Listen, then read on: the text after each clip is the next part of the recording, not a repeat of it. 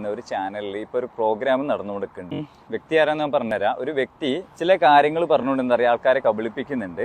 Divorce നൽകാൻ തയ്യാറായിട്ടില്ല എന്ന്. ഒരിക്കലും ഞാൻ തയ്യാറാകാതിരുന്നില്ല. ഞാൻ ഡിവോഴ്സ് കൊടുക്കാൻ എന്താ പറയുക തയ്യാറായിരുന്നു. പക്ഷേ ആള് ഇങ്ങോട്ട് ആവശ്യപ്പെട്ട എന്താ, ഒരു ഫയൽ FIR ഇട്ട് ഒരു വെള്ള പേപ്പറിൽ എഴുതി പോലീസ് സ്റ്റേഷനിൽ പോയിട്ട് എന്താ പറയുക, സാക്ഷികൾ കണ്ട മൊയ് വേണ്ട, എല്ലാവരും കൊളാബറേഷൻ പ്രൊമോഷനൊക്കെ എന്നാലും ലിമിറ്റ് ഇല്ലേ. ഓക്കെ, അപ്പോൾ നിങ്ങൾ കോമൺ സെൻസ് ഉപയോഗിച്ച് ഒന്ന് ആലോചിച്ച് നോക്കിയാൽ മതി. ഏത് ആപ്പിലൂടെയാണ് ആൾ എന്താ പറയുക ഈ ഏണിങ്സും കാര്യങ്ങളും ഉണ്ടാക്കിയത്. സ്വന്തം ഉപ്പം വീട്ടിൽ കയറാത്തതും ഞാൻ എന്താ പറയുക ഈ ആപ്പ് ആക്സെപ്റ്റ് ചെയ്യാത്തതും. ബിഗ് ബോസ് സീസൺ 6 ഒരു കണ്ടസ്റ്റന്റ് ആണ് നൂറ മുസ്കാൻ. എന്നാൽ നൂറ മുസ്കാന്റെ സ്റ്റോറി പറയുന്നത് കേട്ട് അതിനെതിരെ രംഗത്ത് വന്നിരിക്കുകയാണ് ആദ്യ ഭർത്താവ്. അദ്ദേഹം നല്ലൊരു കല്യാണം കഴിച്ച് നല്ല രീതിയിൽ ജീവിക്കുകയാണെന്നും ബിഗ് ബോസ് ഷോയിലൂടെ നൂറ പറഞ്ഞ പല കാര്യങ്ങളും തെറ്റിദ്ധരിപ്പിക്കുന്ന രീതിയിലുള്ളതാണെന്നും അദ്ദേഹം വീഡിയോയിലൂടെ പറയുന്നു. നിമിഷം വേണമെങ്കിൽ ഡിവോഴ്സ് നൽകാമെന്നും ഒപ്പിട്ട് തരാമെന്നും താൻ പറഞ്ഞിരുന്നെന്നും എന്നാൽ നോറയാണ് ഇതിന് സമ്മതിക്കാതിരുന്നതെന്നുമാണ് അദ്ദേഹം പറയുന്നത്. അതുപോലെ തന്നെ നോറയുമായി ഡിവോഴ്സ് ഉണ്ടാകാനുള്ള കാരണങ്ങളും അദ്ദേഹം വിശദീകരിക്കുന്നു. നോറ പറഞ്ഞ കാര്യങ്ങളെല്ലാം വളരെയധികം നുണയുള്ള കാര്യങ്ങളാണെന്നും ഒന്നും ശരിയായ രീതിയിലല്ല പറഞ്ഞിരിക്കുന്നത് എന്നാണ് അദ്ദേഹം ആരോപിക്കുന്നത്. അതുപോലെ തന്നെ ഡിവോഴ്സ് ചെയ്യുന്ന സമയത്ത് കോമ്പൻസേഷൻ അടക്കം നൽകണമെന്നും പറഞ്ഞത് തനിക്ക് യോജിക്കാൻ പറ്റിയില്ല.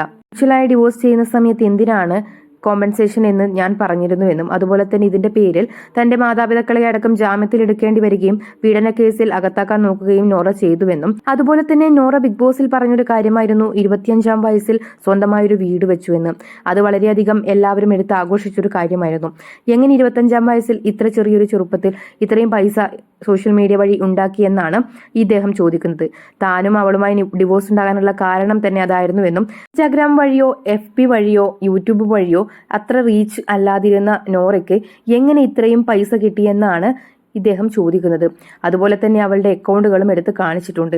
ഈ അക്കൗണ്ടുകളിൽ നിന്നെല്ലാം ഒരു വീട് വെക്കാൻ മാത്രം പൈസ കിട്ടുമോ എന്ന് നിങ്ങളൊന്ന് ചിന്തിച്ചു നോക്കൂ എന്നാണ് അദ്ദേഹം പറയുന്നത്. വേറെ പല ആപ്പുകളിലും നോറ ഉണ്ടായിരുന്നുവെന്നും അത് തനിക്ക് ഒരിക്കലും യോജിക്കാൻ പറ്റാത്ത രീതിയിലുള്ള ആപ്പുകളായതിനാൽ താൻ അതൊക്കെ നിർത്തണമെന്നും എന്നാൽ മാത്രമേ നമ്മൾ തമ്മിലൊരു ജീവിതം വീണ്ടും ഓക്കെ ആകൂ എന്നും പറഞ്ഞു.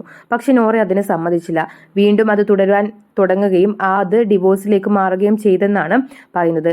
ബിഗ് ബോസ് സീസൺ 6 മറ്റൊരു കണ്ടസ്റ്റന്റായ ജാസ്മിൻ ജാഫറിനെതിരെയും ഇതിനു മുൻപ് ടാങ്കോ ആപ്പ് വഴിയുള്ള ആരോപണങ്ങൾ ഉയർന്നിരുന്നു. അതുപോലെ തന്നെയാണ് ഇപ്പോൾ പോലുള്ള ആപ്പുകൾ വഴി ഉണ്ടാക്കിയ പൈസ കൊണ്ടാണ് നോറ വീട് വെച്ചതെന്നും ഇതൊന്നും തനിക്ക് യോജിക്കാൻ പറ്റിയില്ലെന്നും അദ്ദേഹത്തിന്റെ വാപ്പയ്ക്ക് പോലും ഈ വീട്ടിൽ കയറാൻ തോന്നാത്തത് എന്തുകൊണ്ടാണെന്ന് നിങ്ങൾ തന്നെ ഒന്ന് ചിന്തിക്കൂ എന്നാണ് നമ്മളോടെല്ലാം ഈ വ്യക്തിയുടെ ഭർത്താവ് പറയുന്നത്. നമ്മൾ ഇതിനു മുൻപും പല സീസണുകളിലും കെട്ടിച്ചമച്ച കഥകളുമായി വന്ന് പറയുന്നത് കേട്ടിട്ടുണ്ട്. അതെല്ലാം പൊളിയുന്നത് നമ്മൾ പിന്നീട് കണ്ടിട്ടുണ്ട്.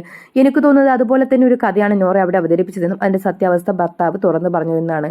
പല മത്സരാർത്ഥികളും ബിഗ് ബോസിൽ പോകുന്ന സമയത്ത് പലതും മാറ്റി മാറ്റി പറയുകയും വളച്ചൊടിക്കുകയും ചെയ്യുന്ന നമ്മൾ സ്ഥിരം കാണുന്ന കാര്യങ്ങളാണ്.